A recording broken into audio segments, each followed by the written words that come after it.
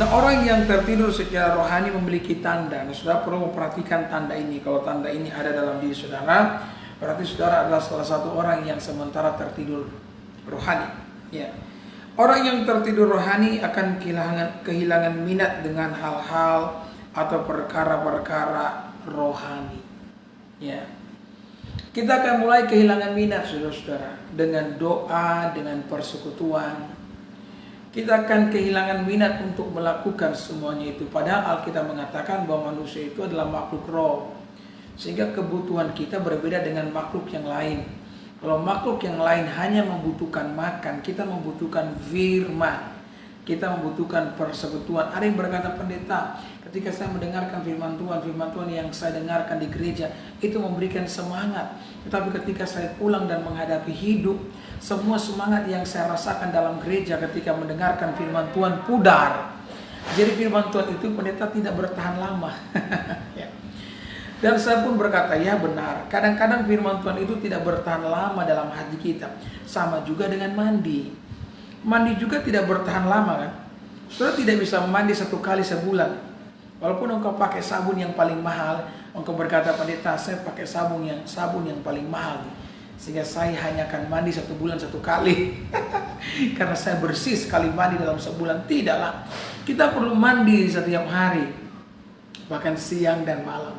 Ya, pagi dan sore maksud saya kita mandi. Ya, sebagaimana kita harus mandi tiap hari, demikian pula kita perlu bersekutu dan mendengarkan firman Tuhan.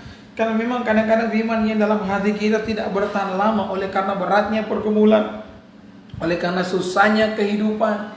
Kadang-kadang semuanya itu menguap dengan begitu cepat. Dan inilah yang menjadi alasan utama kenapa engkau harus memiliki minat terhadap perkara-perkara rohani. Engkau harus memiliki kesukaan dengan perkara-perkara rohani. Nah, saudara, meskipun mungkin kita melakukannya ya tanpa semangat, ya. Kadang-kadang kan kita tidak bersemangat dengan perkara-perkara rohani. Karena memang jujur sebagai hamba Tuhan, saya menyadari perkara-perkara rohani kadang-kadang membosankan, doa, ibadah, ya. Tetapi kita perlu belajar memaksakan diri. Meskipun engkau tidak merasa untuk melakukannya, tidak merasa bersemangat untuk melakukan perkara-perkara rohani, engkau perlu memaksakan dirimu. Karena dengarkan baik-baik, saya mau sampaikan kalimat ini sangat penting. Pertumbuhan itu terjadi, pertumbuhan rohani terjadi kepada saudara ketika engkau mau melakukan apa yang benar, sekalipun merasa tidak bersemangat melakukannya. Ya, bangun di pagi hari untuk berdoa kadang-kadang membutuhkan upaya. Walaupun seorang pendeta, apalagi di musim hujan begini, kalau pagi-pagi dingin rasanya saudara-saudara tidak mau doa, saudara ingin tarik selimut dan memperpanjang masa tidur. Ya, apalagi ketika engkau mendengar hujan masih mengguyur atap rumah saudara, ya. Ada bunyi tik tik tik, rintikan hujan yang jatuh di teras rumah saudara atau di samping rumah saudara. Kadang-kadang itu membuat kita ingin lebih lama di atas tempat tidur dan kita malas untuk bangun dan sembahyang. Bangun, paksakan dirimu untuk melakukan apa yang benar. Karena ketika engkau mau melakukan apa yang benar, meskipun engkau tidak merasa bersemangat melakukannya, maka pertumbuhan rohani akan terjadi di dalam kehidupan saudara. Ya. Perhatikanlah ketika saudara sakit. Kalau kita sakit, ya, kita kehilangan nafsu makan kan? Kita tidak punya semangat untuk makan kan? Tetapi apakah saudara tidak akan makan? Saudara itu akan dipaksa makan oleh orang yang mengasihi saudara. Kalau engkau ya seorang anak yang sakit, maka engkau akan dikasih. Kalau engkau punya anak lah katakan yang sakit, anakmu tidak mau makan, engkau pasti mau paksa dia makan. Dia pasang infus, di dalam air infus itu ada nutrisi, ada vitamin untuk kesehatannya, ya. Bahkan orang tua akan masak makanan yang enak kesukaan dia, ayam goreng kah, babi goreng kah. Ya, kalau sehat jarang masakan begini, tapi kalau sudah sakit ini juga yang merupakan sebuah keanehan ya. Kenapa nanti sakit kita mau kasih makanan yang enak-enak sudah.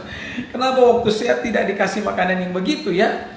Ya karena memang waktu sakit kita kehilangan nafsu makan, kita kehilangan semangat untuk makan. Tapi biar bagaimanapun keadaan kita pada saat kita sakit, kita harus memaksakan diri untuk makan.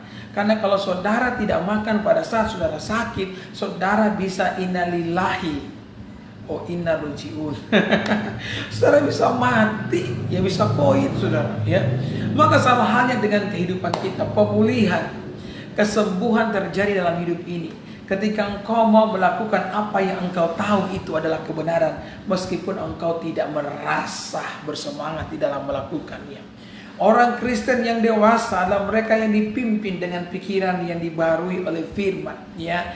Pikiran kita itu harus lebih kuat dari perasaan. Jangan biarkan hidupmu dipimpin oleh perasaan, karena ketika hidup kita dipimpin oleh perasaan bukan oleh pikiran yang diupahkan oleh firman Tuhan, maka kita akan menuai kesulitan di dalam kehidupan setiap kita.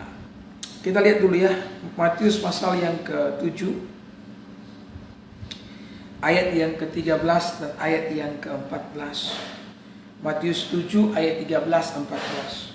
Masuklah melalui pintu yang sesak itu, karena lebarlah pintu dan luaslah jalan yang menuju kepada kebinasaan, dan banyak orang yang masuk melaluinya. Karena sesaklah pintu dan sempitlah jalan yang menuju kepada kehidupan, dan sedikit orang yang mendapatinya.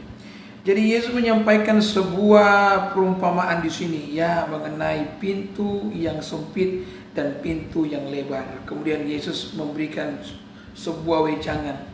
Kalau kita ingin mengalami kebaikan di dalam kehidupan ini, maka kita harus melewati yang namanya pintu yang sempit.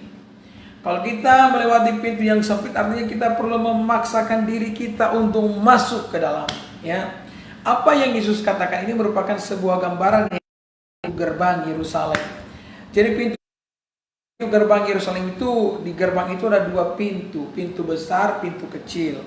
Pintu besar itu biasanya dibuka dari pagi hari sampai malam. Kalau sudah terlalu larut malam, maka pintu besar akan ditutup dan yang akan terbuka hanya pintu kecil. Jadi saudara-saudara, ketika ada musafir yang datang begitu, maka musafir atau orang-orang yang datang dari tempat yang jauh akan tetap masuk tapi melalui pintu yang kecil. Kalau untuk ukuran manusia bisa, tetapi masalahnya musafir yang datang di zaman itu bawa kendaraan mereka itu unta, ya. Karena di zaman dulu belum punya ojek, belum punya Grab, saudara-saudara, ya. Jadi mereka naik unta. Nah, unta ini memiliki ukuran tubuh yang sangat besar dan menjadi masalah ketika unta akan masuk dari pintu yang kecil itu. Maka unta itu akan dipaksakan untuk menunduk, dan dia akan didorong dari belakang untuk masuk, dipaksakan masuk melalui pintu yang sempit. Inilah gambaran yang kita dapatkan daripada apa yang Yesus sampaikan. Kalau kita ingin masuk dalam kerajaan Allah, ingin mengalami yang namanya kehidupan, ya, maka mau tidak mau, suka tidak suka, kita perlu, saudara-saudara, ya, belajar untuk memaksakan diri melakukan apa yang benar, ya. Karena untuk melakukan apa yang tidak benar, saudara-saudara tidak perlu memaksakan diri, ya. Karena apa yang tidak benar adalah apa yang kita suka, saudara, ya. Maka saya berkata kepada saudara, bukan apa yang saudara sukai, bukan apa yang saudara benci yang akan menyakitimu, tapi apa yang saudara sukai. Ya, kadang-kadang kebenaran adalah sesuatu yang tidak kita sukai. Itu sebabnya kita harus memiliki sebuah komitmen untuk melakukannya, supaya saudara bisa beroleh kehidupan yang dijanjikan oleh Tuhan itu sendiri, ya.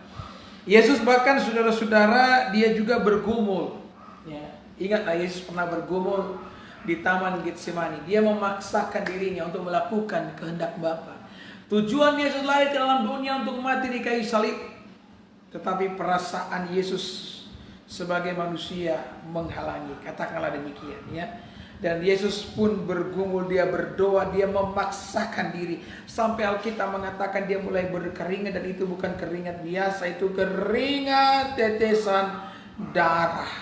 Dan kemudian Yesus pun dengan rela hati, ketika mendapatkan kekuatan dari Bapa, dia melakukan apa yang harus dilakukan, yakni mati bagi kita di kayu salib untuk menebus dosa saya dan dosa saudara.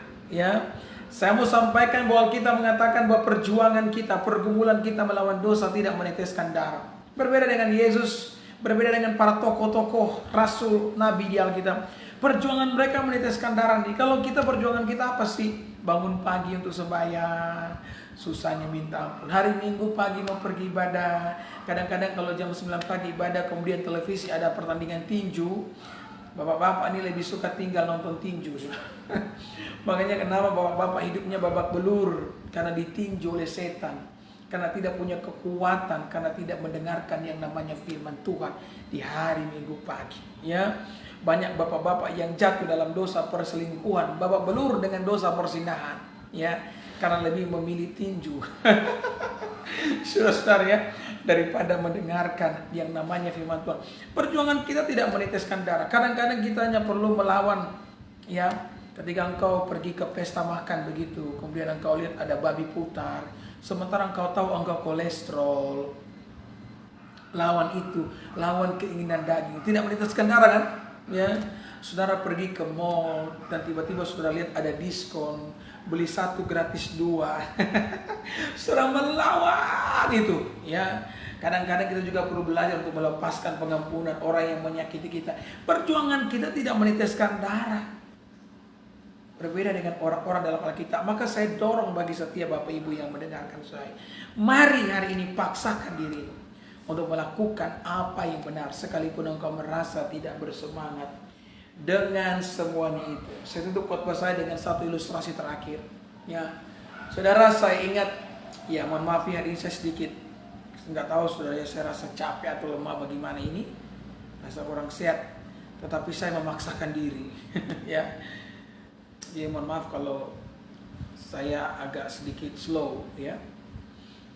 Saudara, satu kali Yesus, ini cerita saja, memerintahkan 3 orang murid untuk memikul salib.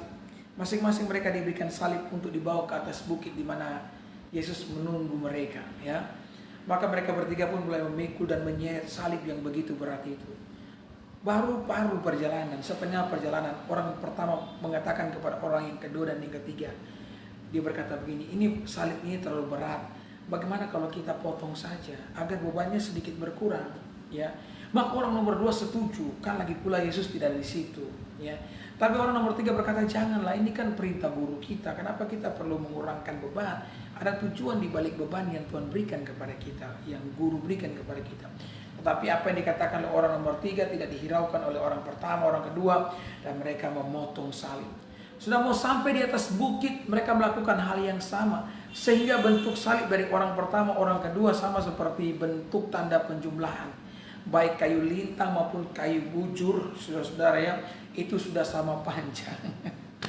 Maka pada akhirnya mereka sampai di atas puncak dan mereka bisa melihat Yesus dari arah yang jauh. Dan mereka berkata, Yesus, kami datang. Dan Yesus berkata, marilah anakku datang. Maka ketika mereka dekat, mereka kaget, ternyata antara mereka dan Yesus dipisahkan oleh jurang yang sangat dalam. Ya.